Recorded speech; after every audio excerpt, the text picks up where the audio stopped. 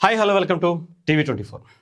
ఆంధ్రప్రదేశ్లో అంబటి రాంబాబు గారు లేకపోతే జోగి రమేష్ గారు ఇద్దరికి సంబంధించి ఇష్యూలో కులాలను తీసుకొస్తున్నారు. ముఖ్యంగా అంబటి రాంబాబు గారికి సంబంధించి ఆయన్ని వైఎస్ఆర్సీపీకి సంబంధించినటువంటి social media handles, Paytm batch, ముఖ్యంగా సాక్షి పత్రిక, సాక్షి ఛానల్ కూడా చాలా ఎక్కువగా ఆయన్ని కాపు నాయకుడు అరెస్ట్, కాపుల్ని తొక్కేస్తున్న ప్రభుత్వం, కాపుల మీద ఏమంటారు వాళ్ళని అణగదొక్కేటువంటి ప్రయత్నం చేస్తుందని చెప్తున్నారు. ఇక్కడ కాపులు ఎందుకు వచ్చారు? అసలు ముఖ్యంగా అంబటి రాంబాబు గారు కాపుల మీద ఆయనకున్నటువంటి హక్కు ఏంటి?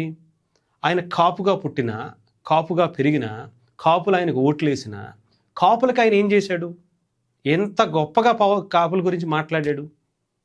రంగా గారితో ఆయన పోల్చేటువంటి పనులు, రంగా గారిని ఏదో చేశారు, ఇప్పుడు ఈయనను చేస్తున్నారు, ఈయన ఏదో చేసేటువంటి ప్రయత్నం చేస్తున్నారు అని. రంగా గారు ఒక గొప్ప నాయకుడు. అసలు ఆయన గురించి మాట్లాడే అర్హత కూడా వైఎస్ఆర్సీపీకి కానీ, ఇప్పుడు ముఖ్యంగా అంబటి రాంబాబు గారికి కానీ, మిగతా వ్యక్తులకు కానీ అసలు లేనే లేదు. ఎందుకంటే ఆయన్ని, ఆయన కుటుంబాన్ని ఎవరేం చేశారో నాకైతే పూర్తి వివరాలు తెలియదు. కానీ ఇక్కడ వైఎస్ఆర్సీపీ మాత్రం ఆయన కుటుంబంలో ఉండేటువంటి వాళ్ళ అబ్బాయిని ఏ రకమైనటువంటి టార్చర్ పెట్టి ఆ పార్టీ నుంచి పంపించారు ఆయనే చెప్పాడుగా. సరే, ఆగదు కూడా పక్కన పెడదాం. ఆ పార్టీకి సంబంధించి ఒక నాయకుడు రంగా గారిని ఒక పాముతో పోల్చారు. అది ఒక విషం ఉన్నటువంటి విషపురుగు అని చెప్పి ఆయన ఒక మాటలు మాట్లాడితే ఆయన సస్పెండ్ కూడా చేయకుండా ఇప్పటికీ పార్టీలోనే ఉంచుకుని, ఇంకా ఆయన్నే ఒక గొప్ప నాయకుడు, ఆయనకి పైగా పదవులు కూడా ఇచ్చారు ఆయన అధికారంలో ఉండగా. అలాంటి వ్యక్తులు మరి మీరు రంగా గారి గురించి మాట్లాడడం సరే. ఇక్కడ అంబటి రాంబాబు గారి గురించి వద్దాం. అంబటి రాంబాబు గారు మాట్లాడినటువంటి భాష ఏ ఏ ఏ నాయకుడైనా సరే, ఏ క్యాస్ట్ అయినా సరే, ఏ మతం వాళ్ళైనా సరే అంగీకరిస్తారా? చెప్పు తీసుకుని పెట్టా కొట్టేస్తారు. అలాంటి భాష మాట్లాడడానికి నీకేం హక్కు ఉంది? సరే, నీ తండ్రి అంత వయసో లేదంటే కొంచెం ఎక్కువో తక్కువ, ఎవరు నాగార్జున యాదవ్ గారు నిన్న ఒక ప్రెస్ మీట్ పెట్టి పాపం చాలా నీతులు చెప్తున్నాడు. ఆంధ్రప్రదేశ్లో అంట ఇలాంటి భాష ఎప్పుడూ లేదట. మన చరిత్ర చూసుకుంటే, ఆయన చరిత్ర చూసుకున్నా కూడా దరిద్రమే. ఎవరో కిరణ్ రాయల్ గారు ఇలా బోషెట్టి రాస్కెల్, బడవ రాస్కెల్ అని చెప్పి ఆయన తిడతా, రోజా గారిని అంటావా నువ్వు? రోజా గారు 2 సార్లు ఎమ్మెల్యేగా చేశారు, మంత్రిగా చేశారు. అలాంటి ఆవిడకి ఇచ్చే గౌరవం ఇదేనా బడవ రాస్కెల్ అని చెప్పి మాట్లాడుతున్నాడు. మరి అంబటి రాంబాబు గారు గేదెలా ఆంబోతులా ఇంతలా ఎదిగారు, మొత్తం పండిపోయిన రాజకీయం చేశారని చెప్పి పైన కింద కూడా కలరంతా వచ్చేసింది, తెల్ల జుట్టు వచ్చేసింది.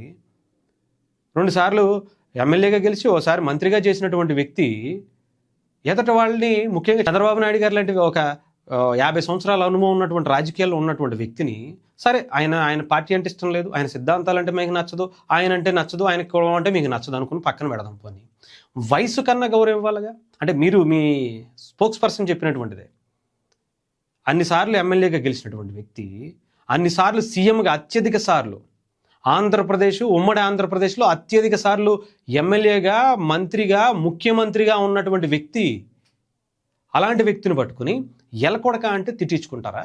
ఊరుకుంటారా? చెప్పండి. లేదు కదా. సరే, ఇక కాపుల గురించి కొంతమంది కాపు నాయకులు కూడా వచ్చి బయటికి మాట్లాడుతున్నారు. కాపు నాయకులు మరి పవన్ కళ్యాణ్ గారిని ఒక ద్వారంపూడి చంద్రశేఖర్ రెడ్డి అనేటువంటి వైఎస్ఆర్సీపీ కరుడుగట్టిన జగన్మోహన్ రెడ్డి గారి బంధువు, స్నేహితుడు అన్నీ అనుకోండి. ఆయన నడి రోడ్డు మీద జన సైనికుల్ని, వీర మహిళల్ని, కాపు మహిళల్ని, ఆడవాళ్లను కూడా చూడకుండా రాళ్లేపించి విధ్వంసం సృష్టించి పవన్ కళ్యాణ్ గారిని ఇష్టానుసారం బూతులు తిట్టినటువంటి వ్యక్తి ఏం చేశారు? అప్పుడు ఎవరు బయటకు వచ్చారు? కాపు సంఘాలలో ఎవరెందుకని బయటికి రాలేకపోయారు? అప్పుడు పవన్ కళ్యాణ్ గారు కాపు సంఘానికి సంబంధించిన వ్యక్తి కాదా? ఒక పోసాని కృష్ణమూర్తి అనేటువంటి ఒక వ్యక్తి ప్రెస్ మీట్ పెట్టి పవన్ కళ్యాణ్ గారి పసిపిల్లల్ని, తల్లిని, ఆడవాళ్ళని జగన్మోహన్ రెడ్డి గారు కారులు మార్చినట్టు మారుస్తావా అన్నప్పుడు కనిపించలేదే? కాపు నాయకులు కావచ్చు, లేదంటే అప్పుడు కాపు ట్యాగ్ అనేటువంటిది కావచ్చు. ఇప్పుడు ముద్రగడ పద్మనాభరెడ్డి గారు పెద్ద లెక్చర్లు ఇచ్చేస్తున్నారు. ముద్రగడ పద్మనాభరెడ్డి గారు ఆయన కోసం, ఆయన కుటుంబం కోసం, ఆ రెడ్డి గారి ఫ్యామిలీ కోసం తన పేరు చివరే రెడ్డిగా మార్చుకున్నటువంటి వ్యక్తి పవన్ కళ్యాణ్ గారు లాంటి ఒక సీఎం స్థాయి అంతకు మించి స్థాయికి వెళ్ళేటువంటి వ్యక్తిని ఓడగొట్టకపోతే పేరు మార్చుకుంటానని చెప్పి ఆయన ఓటమి కోసం పనిచేసినటువంటి వ్యక్తి. ఒక కాపు నాయకుడు ఓటమి కోసం పనిచేసినటువంటి ఒక కాపు నాయకుడు బయటకు వచ్చి కాపుల కోసం ఏదో అతన్ని అంబటి రాంబాబు గారిని వేధిస్తున్నారనేటువంటి మాటలు మాట్లాడుతున్నారంటే ఏం ఆలోచించాలో చెప్పండి. ఇకపోతే అంబటి రాంబాబు గారి గురించి ఒక ఆడియో వినిపిస్తా. ఆయనకి కాపుల మీద ఉండేటువంటి ఎంత అద్భుతమైనటువంటి ప్రేమ మీకు ఒకసారి కాపులు కూడా తెలుసుకోవాలి. ఎందుకంటే ఆయన చాలా అద్భుతమైనటువంటి పనులు చేశారు కాబట్టి గతంలో ఒక ఇంటర్వ్యూలో ఆయన మాట్లాడినటువంటిది.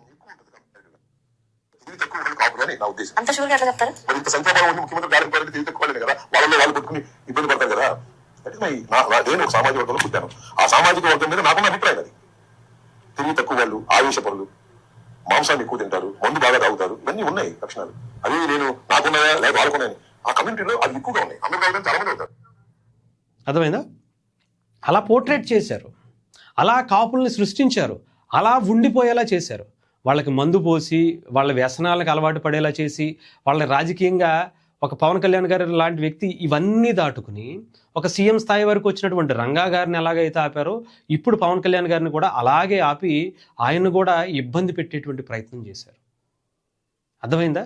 మరి అప్పుడు మీకు కాపు సంఘాలు ఎవరు బయటికి రాలేదే? అప్పుడు పవన్ కళ్యాణ్ గారు కాపు నాయకుడు, కాపుకు సంబంధించినటువంటి వ్యక్తి అని గుర్తు రాలేదే? అంబటి రాంబాబు గారికి కాపు అనేటువంటి నాయకుడు అనేటువంటి పేరుని ఎలా ట్యాగ్ చేస్తారో ఆలోచించుకోండి. ఇలా కాపుల మీద ఉండేటువంటి ద్వేషాన్ని ఇలాంటి వ్యక్తులు వాళ్ళ రాజకీయంగా పనికిరారు, వాళ్ళకి రాజకీయంగా ఎదగాలనేటువంటి ఆలోచన ఉండదు అని చెప్పి జగన్మోహన్ రెడ్డి గారి దగ్గర పాలేరుతనం చేస్తున్నటువంటి వ్యక్తి. జగన్మోహన్ రెడ్డి గారి దగ్గర కాపులు అనేటువంటి ఈ కాపు నాయకుడు పాలేరుతనంగా అక్కడ పనిచేస్తున్నటువంటి వ్యక్తి. జగన్మోహన్ రెడ్డి గారి కోసం అప్పట్లో చిరంజీవి గారి గురించి ప్రజారాజ్యం పెట్టినప్పుడు జీవిత రాజశేఖర్ని ఉసిగొలిపి ప్రెస్ మీట్ పెట్టండి, వాళ్ళని తిట్టండి అని చెప్పినటువంటి వ్యక్తి. ఆయన కాపు నాయకుడు ఎలా అవుతారు?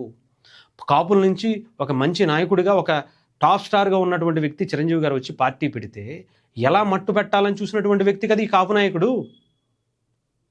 ఒక గొప్పగా పవన్ కళ్యాణ్ గారు ఆ తర్వాత అంత ఓటమి తర్వాత కూడా చిరంజీవి గారి దగ్గర నుంచి ఎంతమంది కుట్రల పని చేసినా కూడా ఆ తర్వాత మళ్ళీ ఇంకొక పార్టీ పెట్టి ఒక దశాబ్ద కాలం యుద్ధం చేసుకుంటూ ఇంట్లో వాళ్ళని అందరినీ తిట్టించుకుని డిప్యూటీ సీఎం అయిన తర్వాత కూడా ఇంకా అలాంటి మాటలే.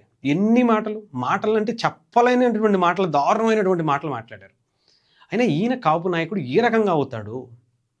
కాపులకి అసలు ఏం చేశాడు? కాపుల మీద మంచి ఒపీనియనే లేనటువంటి వ్యక్తి ఈయనకి అసలు కాపులకి ఏం సంబంధం చెప్పండి?